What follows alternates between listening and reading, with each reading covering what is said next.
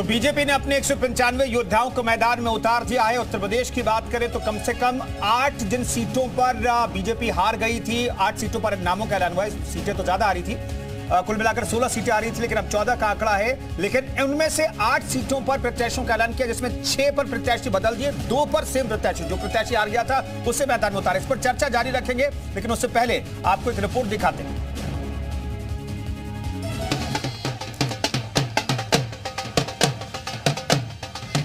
Muzaffarnagar doctor Sanjeev Kumar Balyan, Nagina schedule caste आरक्षित श्री ओम Kumar, Rampur Shri Ghanshyam Lodhi,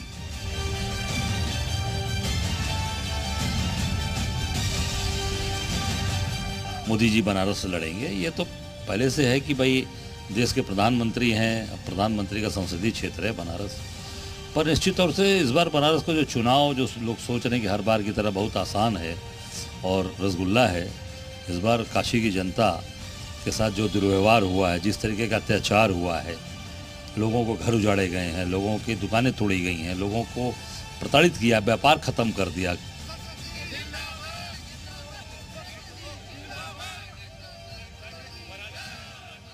Bulandshahr doctor Bhola Singh, Mathura Hema Malini. हमारे सांसद हम अभी जो उम्मीदवार डिक्लेयर हुए हैं, मैं ऐसा बोल रहा हूं कि हमारे सांसद को पूरे इंडिया में जब बड़ी से बड़ी लीड मिले।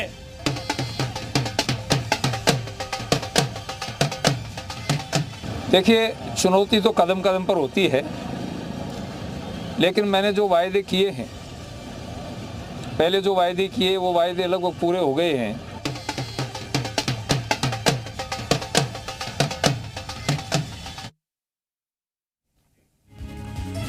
तो चलिए, जश्न की तस्वीरें भी सामने आ रही। प्रधानमंत्री बनारस से ही चुनाव लड़ेंगे और कुल मिलाकर देखें 51 प्रत्याशियों की सूची में करीब 8 नामों का अगर आप अलग हटाकर देखें, जहां पर पिछली बार बीजेपी हार गई थी वहां पर नामों को जरूर बदला गया, लेकिन सांसदों पर, मौजूदा सांसदों पर भरोसा जताया गया है। लेकिन अभी 29 सीटों पर नामों का ऐलान होना है। जो पार्टनर पार्टियां हैं, जो एनडीए का हिस्सा है, उन्हें कितनी सीटें बनेंगी, उनमें से कुछ सीटें हो सकती है, और हो सकता है कि कुछ सीटों पर सांसदों को बदला जा सकता है। बातचीत करने के लिए तमाम मेहमान भी हमारे साथ जुड़े हैं। कौशल मिश्रा जी हमारे साथ, प्रवक्ता बीजेपी के मौजूद हैं, स्वागत है सर आपका। शरद सरन हमारे साथ प्रवक्ता समाजवादी पार्टी के मौजूद हैं। सुशील पासी हमारे साथ प्रवक्ता कांग्रेस के जुड़ेंगे। रतिभान त्रिपाठी वरिष्ठ पत्रकार जी हमारे साथ जुड़े हैं, और तमाम सहयोगियों की हमारी मौजूदगी भी है। लखनऊ से नीतीश भी हमारे साथ मौजूद है, रामानुज हमारे साथ देहरादून से मौजूद हैं, प्रभम भी हमारे साथ मौजूद हैं। तमाम सहयोगों का रुख करेंगे। सबसे पहले नीतीश, कुल मिलाकर देखें, ओवरऑल इस लिस्ट को देखें तो जो मौजूदा सांसद है उस पर बीजेपी को लग रहा है, अभी कम से कम अभी की लिस्ट में मौजूदा स्थिति में ऐसा लग रहा है, मौजूदा सांसदों पर बीजेपी ने भरोसा जताए, दिल्ली जैसी स्थिति नहीं है। निश्चित तौर पे कुंदन, और जो लिस्ट है उसमें कहीं ना कहीं जो सर्वे की बात थी कि सर्वे हुआ है, अगर हर स्तर पर जाकर सर्वे हुआ है, उनकी रिपोर्ट मंगाई गई है, तो इन सारे विषयों को कहीं ना कहीं देखते हुए ये लगता है कि जो मौजूदा सांसद हैं, जो पुराने लोग हैं, उन पर भारतीय जनता पार्टी ने भरोसा जताया है। कई टिकटों की बात करें, जिस तरह से मैं लगातार जिक्र भी कर रहा हूं कि चंदौली से महेंद्र नाथ पांडे, स्वयं बनारस से प्रधानमंत्री, और इसके अलावा लखनऊ से राजनाथ सिंह, अगर बात करें अमेठी से स्मृति ईरानी, अगर बात करें खीरी से तो वहां से अजय मिश्रा टेनी, तो ये तमाम ऐसे नाम है, कौशल किशोर हैं, तो ये तमाम ऐसे जो नाम हैं वो कहीं ना कहीं ये भरोसा जताते हैं कि जो विकास का नारा भारतीय जनता पार्टी देकर आगे बढ़ रही है, उसको आधार बनाकर इन नामों पर विश्वास किया गया है। हालांकि अभी चुनाव है और सामने वाला जो INDIA गठबंधन है वो अपनी लिस्ट भी सामने लेकर आने वाला है, तो अब देखना होगा कि चुनाव के जो नतीजे हैं वो क्या है। लेकिन भारतीय जनता पार्टी का अपने वर्तमान सांसद यानी जो पुराने चेहरे हैं उन पर विश्वास जताना, विकास के संदेश को देना है, और विकास के संदेश से जोड़कर इसको देखा जा रहा है। कुंदन, बिल्कुल रामानुज, ये भरोसा जो है उत्तराखंड में भी अभी जितनी सीटों का ऐलान हुआ, 3 सीटों का ऐलान हुआ है, भरोसा वही उत्तर प्रदेश वाला भरोसा उत्तराखंड में भी देखने को मिल रहा है। देखिए, एक आपको सबसे पहले तस्वीर दिखाते हैं कि राजधानी देहरादून में टिहरी लोकसभा सीट्स के जो उम्मीदवार हैं वो माला राज लक्ष्मी शाह अपने आवास पर पहुंची हैं। कार्यकर्ता बहुत ही गर्मजोशी के साथ में उनका स्वागत कर रहे हैं और उत्तराखंड की 5 लोकसभा सीटों में से केवल अभी 3 सीटें ही घोषित हुई हैं और जबकि 2 सीटों का प्रत्याशियों का ऐलान होना बाकी है। लेकिन अगर उत्साह देखेंगे तो इससे अंदाजा लगा सकते हैं किस तरह से भाजपा जीत को लेकर के आश्वस्त है। और माला जी, अगर जीत को लेकर बात करें तो किस तरह की उम्मीद है इस बार?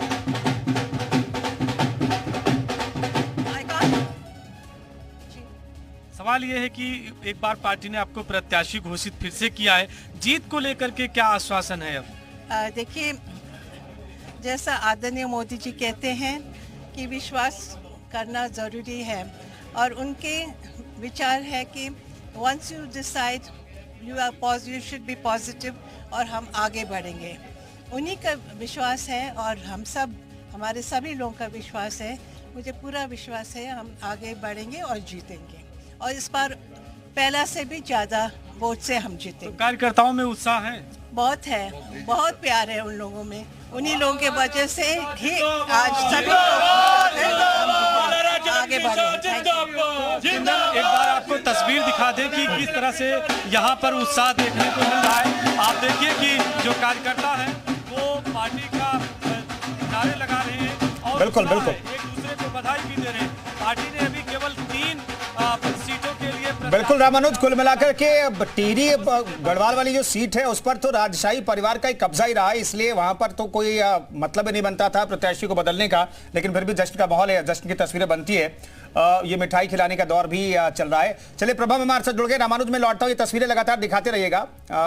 मौजूदा सांसद हैं प्रभा, ये बताइए कन्नौज को लेकर के क्या स्थिति है, क्योंकि वहां पर तो रिपीट कर वहां पर भी प्रत्याशी को रिपीट किया गया है। वहां की जनता क्या कह रही है? आपने लोगों से बातचीत की होगी, सांसद से हमने तो बात भी की है, लेकिन जनता क्या कह रही है? सुब्रत पाठक पर भरोसा दिखाया है और मैं इस वक्त सुब्रत पाठक की लोकसभा कार्यालय पर मौजूद हूँ।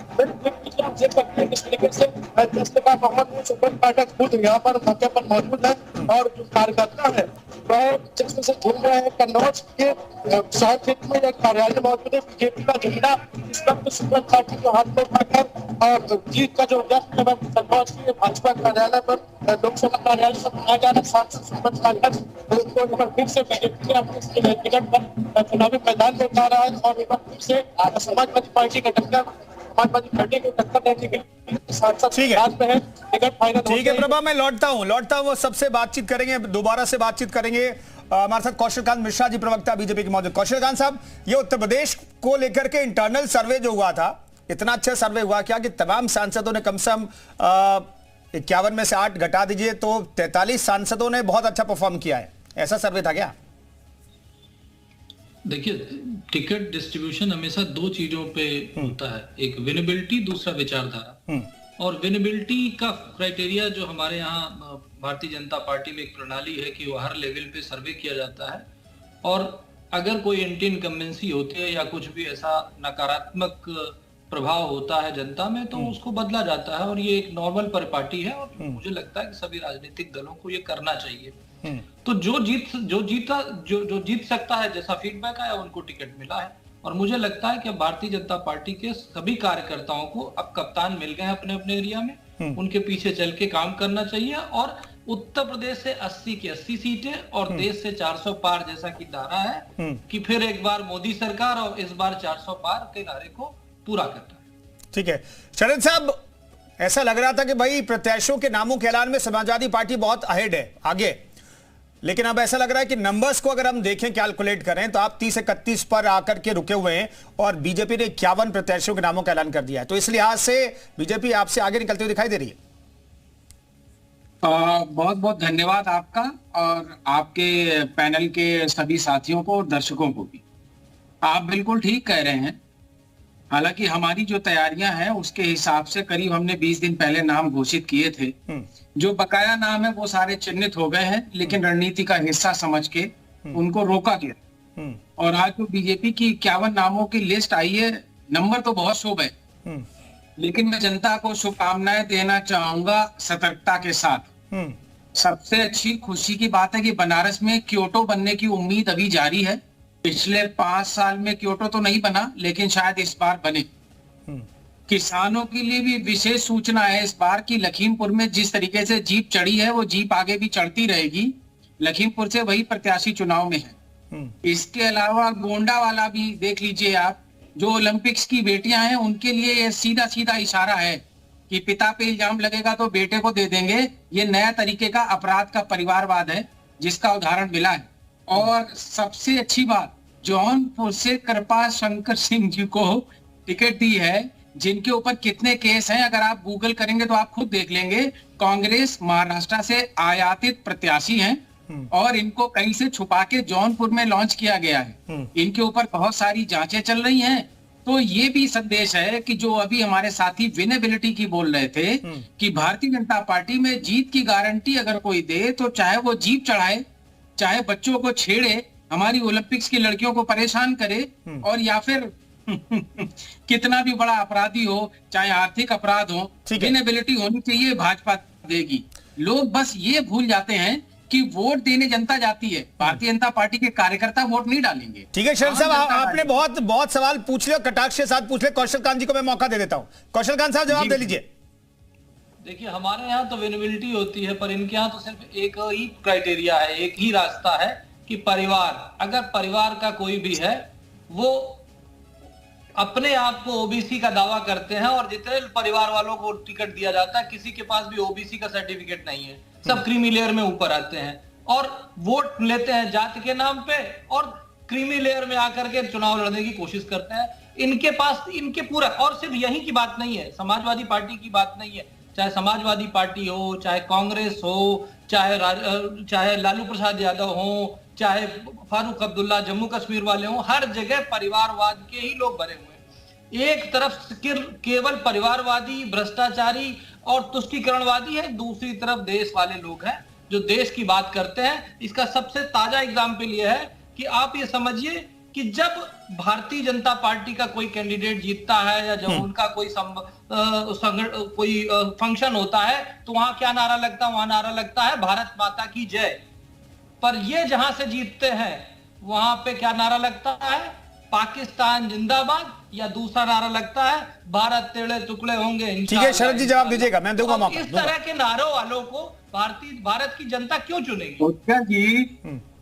जी एक बात बताइए, परिवारवाद की बात करने वाले, भारतीय जनता पार्टी में जितना बड़ा परिवारवाद है, पिताजी को टिकट मिलती है, फिर बेटे को मिलती है, फिर उसके बेटे को मिलती है। और मैं तो परिवारवाद की बात ही नहीं कर रहा, मैं तो अपराध का परिवारीकरण करने की बात कर रहा हूं। उत्तर प्रदेश में जो टिकटें बांटी हैं उसमें आपने अपराध का परिवारीकरण कर दिया है। जो जाटों की बेटियां ओलंपिक्स तक में मेडल लेके आती हैं, देश का नाम फख्र से रोशन करती हैं, जब आपके प्रत्याशी के ऊपर कोई इल्जाम आता है तो आप उस टिकट को उस परिवार से निकाल नहीं पाते हैं, उसके बेटे को खड़ा कर देते हैं। तो ये अपराध का नया परिवारीकरण का उदाहरण भाजपा का है, मैं वो बता रहा हूँ। और नारों की तो ये कम से कम बात ना करें। ठीक है, इस पर बात हो गई, इस पर बात हो चुकी है। ठीक है, समाज के हर तबके को मौका देने की जो बात होती है, पीडीए की जो बात होती है, उस पर चर्चा भी बहुत जरूरी है। कौशल कांत साहब, मैंने देखा लिस्ट में 57 ऐसे उम्मीदवार हैं जो ओबीसी कैटेगरी से आते हैं, तो करीब 27-30% के आसपास आप लोगों ने यह श्योर किया है कि भाई ओबीसी को जो आरक्षण बाकी जगहों पर है, यहां पर भी आरक्षण उस तरीके से आप लोग व्यवस्था कर रहे हैं। तो ये पीडीए का दूसरा रूप है, पीडीए का जवाब है, किस तौर पर है ये? कौशल जी। ये कुंदन जी, ये वही मंत्र है जो मोदी जी ने दिया है कि सबका साथ, सबका विकास, सबका प्रयास और सबका विश्वास। और जो लोग दलितों, गरीबों, पिछड़ों, वंचितों और शोषितों का नाम लेकर के अपने राजनीति की दुकान चला रहे हैं, उनके लिए ये एक एग्जाम्पल है कि ऐसे होता है देश का विकास, ऐसे होता है सबका विकास। तो हमारी तरफ तुष्टीकरण खत्म है, सबका साथ, सबका विकास, सबका प्रयास और सबका विश्वास है। दूसरी तरफ केवल और केवल परिवारवाद, तुष्टीकरण और दलितों, वंचितों और शोषितों के नाम पे वोट लेकर के केवल एक परिवार को पोषित करने का काम ही इनका समाजवाद है। जवाब देना चाहूंगा मैं। ठीक है, जल्दी से शरद जी जल्दी कहिए। देखिए, ऐसा है 27% आरक्षण का जमाना चला गया। अब जातिवार जनगणना होगी, जिसकी जितनी संख्या होगी उसको उतना अधिकार मिलेगा। हर समाज का आदमी, जितनी भी व्यवस्थाएं हैं, संस्थान है, सब जगह जाएंगे। ये भाई तो आप 50% देंगे क्या? पुरानी कहानियों में शरद जी आप 50% ओबीसी को देने जा रहे हैं टिकट। परिवार के बाहर कितने लोगों का टिकट पहले दिया था, और 32 लोगों का परिवार जो हमेशा शासन में रहा है, उसके अलावा कितने लोगों को टिकट दिया? कौन से दूसरे यादव परिवार को पूरे उत्तर प्रदेश में टिकट दे दिया? जरा एक नाम बता दीजिए। कौन से ऐसे कोयरी को दे दिया, कौन से ऐसे घोसी को दे दिया, कौन से ऐसे मलिक को दे दिया, मुसहर को दे दिया, किसको दे दिया आपने? वंचितों की बात करते हैं, शोषितों की बात करते हैं। योगी जी चलिए जल्दी से शरद साहब जल्दी जवाब दीजिए, मुझे ब्रेक ले रुकना है। शरद जी जल्दी से। अभी तक जो टिकटें घोषित हुई हैं, कौशल जी राजनीतिक विलक्षण हैं, ये जानते हैं 70% से अधिक टिकटें पीडीए के पास गई हैं। लगभग 80% पीडीए में तो सबको आ जाता है। नहीं कौशल जी ओबीसी का आंकड़ा बता दीजिए, ओबीसी का आंकड़ा बता दीजिए। क्या 50% दिया आपने? उत्तर प्रदेश में 55 से 60% लगभग ओबीसी है, और हमने उसी अनुपात में टिकटें भी दी अपने साथियों को। चलिए एक छोटे से ब्रेक ले रुकना है। चर्चा को जारी रखेंगे। बीजेपी ने देश के 195 सीटों के लिए अपने प्रत्याशियों का ऐलान कर दिया। उत्तर प्रदेश स्पेसिफिक बात करते हैं, 51 सीटों पर प्रत्याशी उतारा है बीजेपी ने। 8 सीटें जो हारी हुई तो उस पर प्रत्याशियों का ऐलान किया गया, जिसमें 6 पर नए प्रत्याशी और 2 पर हारे हुए प्रत्याशी को रिपीट किया बीजेपी ने। इस पर चर्चा जारी रखेंगे। फिलहाल